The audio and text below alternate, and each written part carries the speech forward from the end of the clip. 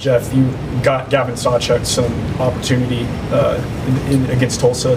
Just what's the key for him to being more efficient with the opportunities? Yeah, I think just playing himself back into shape. You know, this is a guy that hadn't done much since August 2nd. He practiced a little bit the week before. He had a good week of practice, but then you get into those live situations, and, of course, they're a little different. So just getting him reps, that was invaluable, getting him back going. So look forward to him getting back to himself.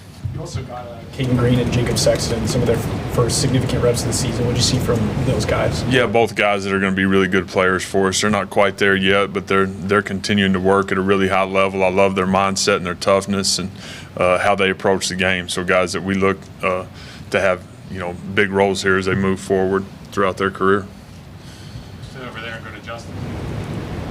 Hey Jeff, Austin Stogner's not a guy who's put up some crazy numbers yet, but just in terms of maybe what people aren't seeing, what is he doing, his veteran impact that's really, you know, helping you guys out? Yeah, he's continued to be a really good leader for us and a guy, again, that's played a bunch of ball and done a great job in that room. He's approached it the right way. He spends a ton of time in our building, and he's going about it with a pro mindset, and that's been good to see. You know, so he'll continue to do that, and the game will reward him too for that. Over here, Jesse. Ted, that running back room as a whole through 3 weeks, maybe how much of a balance has it been to, you know, like you mentioned, ride the hot hand while also trying to get all those guys on the field and get them opportunities? Yeah, there's a fine line in it, and we're continuing to work through that. But again, guys have played quite a bit here through the first 4 weeks, or the first 3 weeks was really good to get Gavin back on the field and get him quality reps. So as we move forward, it'll be a little more of the hot hand and who's playing really well at the time and in the moment as we're inside the game. Bob? Yeah, Jeff, clearly, you know, Nick had his best performance.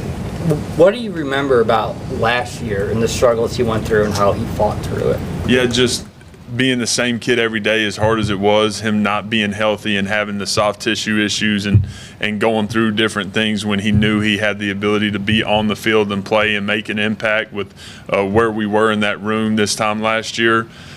Him just staying true to who he is.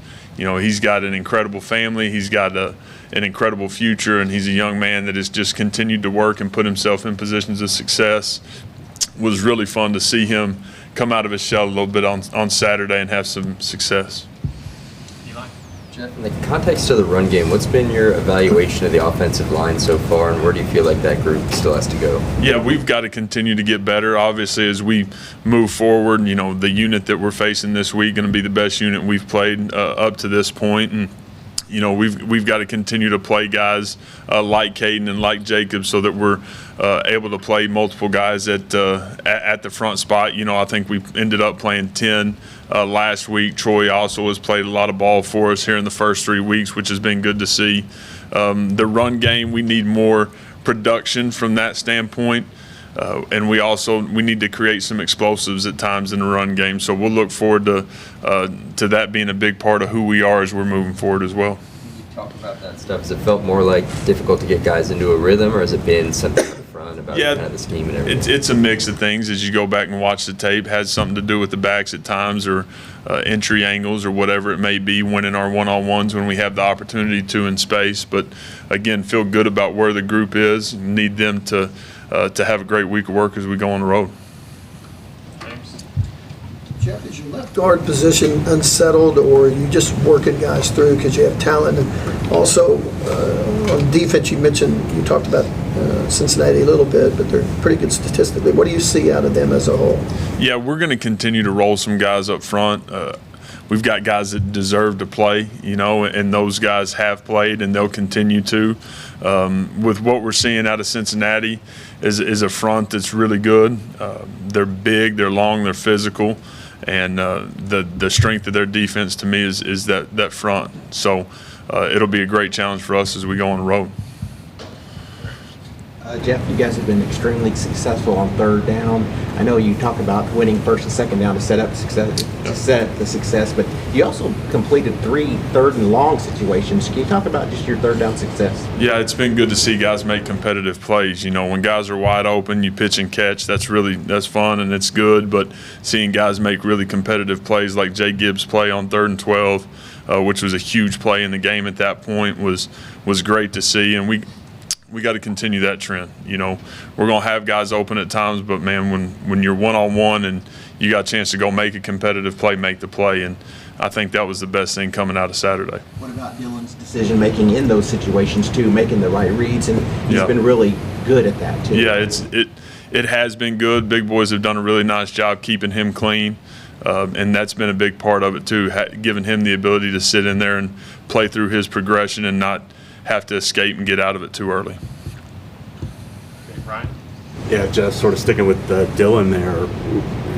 We've seen what he's been able to do just physically, but compared to where he was a year ago, what's the biggest difference you've seen in the non-physical way that where his game management, the mental side of things, just the way that he's handled that part of being a quarterback? Again, I think he's in a comfort level right now that he wasn't in this time last year, and he spent a bunch of time in the building last year. He's spending a ton of time in the building right now, so that part of it hasn't changed.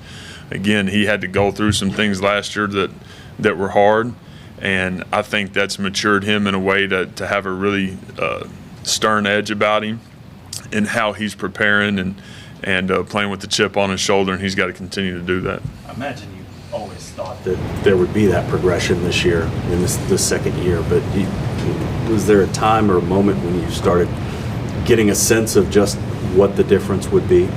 You know, when he got back in January and just the way he worked and through winter workouts, and that had not a lot to do with ball, but it had a lot to do with leadership and toughness and edge and knowing who he was and being true to himself.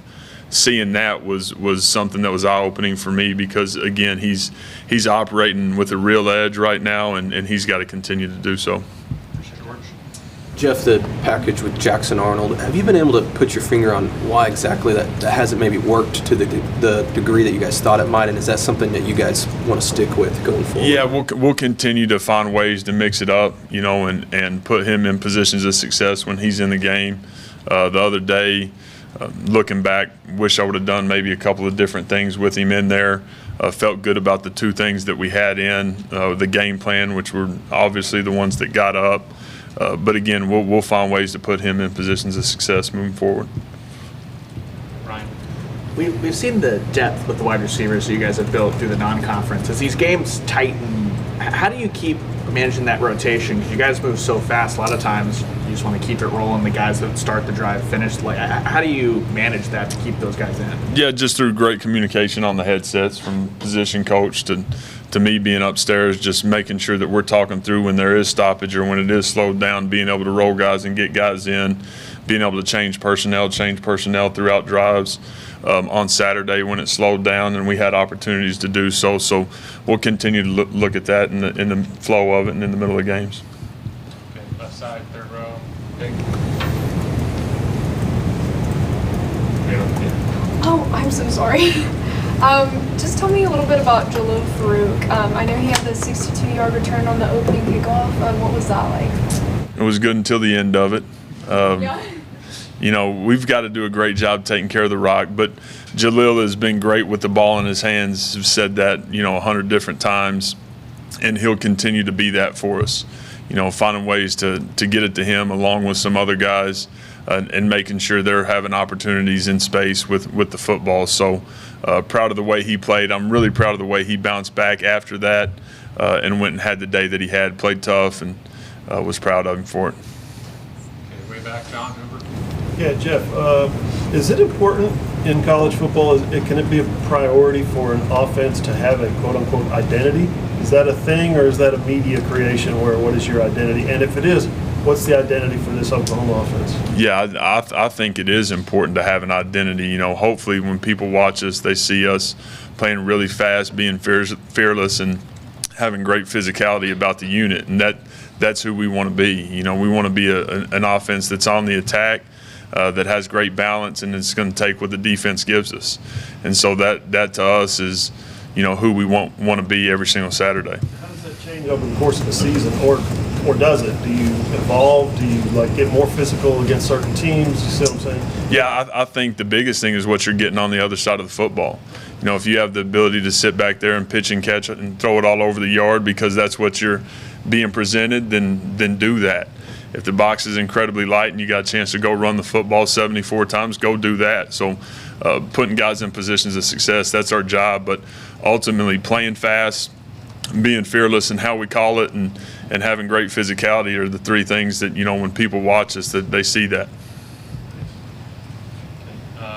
Right side, Chris.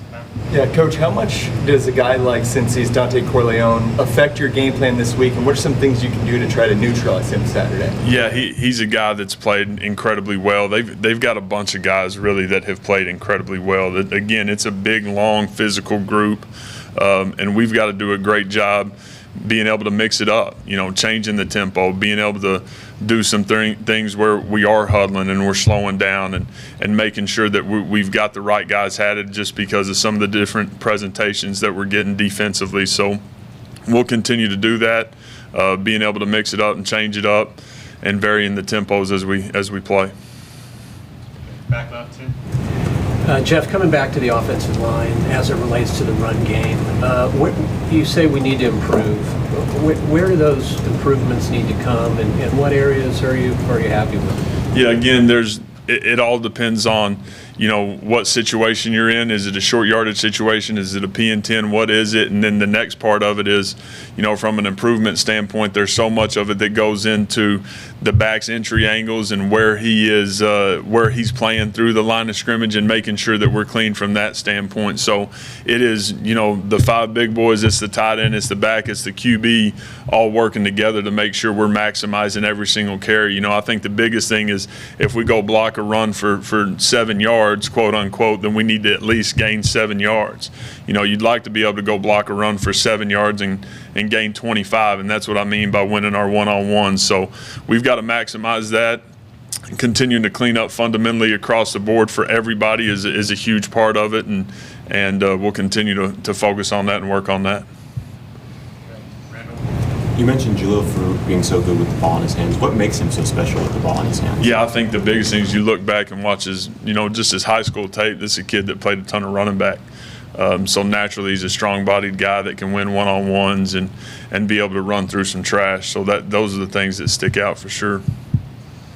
Right side, second row, James. Hey, Coach, was there an effort to kind of go out there and try to make a big play at the very beginning of the game like you did this week, just after what happened with SMU, feeling able to do that long shot at the beginning of the game? Really felt like the first play of the game was a play that had answers. I had a chance to throw the post and going into it, but thought the ball very easily could have gone to a couple other places. Just so happened to get the picture that we got and was able to win over the top. So felt like that, going into it was going to create a completion more than anything, more than just being explosive, but knew it had a chance to do that as well. And back to Jesse. Jeff, along those lines, I think Saturday was maybe the first time this season that both Andrell and Jalil really had a lot of production. Maybe just how important was that to get both those guys going, and what did that maybe show about their potential as a duo on the perimeter? Yeah, I think it's a huge deal, just making sure that we're balanced from outside left to outside right, Nick having the production, then having the production in the slot, and truly being able to put the ball at a bunch of different places on the field. As you sit there and you watch, you want to be able to attack all areas. And so having guys have production in the slot, outside left, outside right, at tight end, when we needed it was huge. You mentioned Nick there, obviously a big game on Saturday. Maybe just how important was that for him going into conference play to have a game like that? Yeah, it was huge for him just to, again, continue to create confidence. He's played well when he's been in there. He's had some production, but just to be able to go play the way he played, proud of him for how he's playing without the ball in his hands too. People don't see that a lot, but the way this guy plays without the football is impressive. And so, again, he's being rewarded for how he operates every single day. Time for two more. Back to Eli. Jeff, when you talk about efficiency in the spring and summer and then over 3 games, I think you guys are converting 20% better, right, on third downs. What are the elements specifically on third down that have carried through those 3 games? Yeah, I think we've been in some pretty good situations. Again, we did convert on some third and longs the other day, but we're pitching and catching right now. That's a huge part of it. Our decision making is good right now, and big boys have kept number 8 clean. And so when those things happen, you got a chance to go operate. We're going to need that again on Saturday for sure. And back to John Hoover. Jeff, when we talk to offensive linemen, we hear a lot of talk about the word chemistry and togetherness and stuff like that. You have to play that way to be an effective unit. But when you have shuffling at one of those positions, guys in and out or different guys, does that affect chemistry? Does it affect the pace at which you develop that chemistry? Yeah, there's got to be a heightened urgency in communication and making sure that everybody's on the same page all the time. You know, I think with the guys that are playing and rolling in there, it's because there's not a drop-off in how we're playing, obviously, and there's not a big issue from a communication or a chemistry standpoint because we don't want to put that at risk. But it takes, you know, urgency by Rame and whoever the tackle is playing next to the guy and making sure that everybody's doing a great job communicating Monday through Saturday. You know, once they get in the building today and everybody being on the same page, that's definitely part of it. Appreciate it.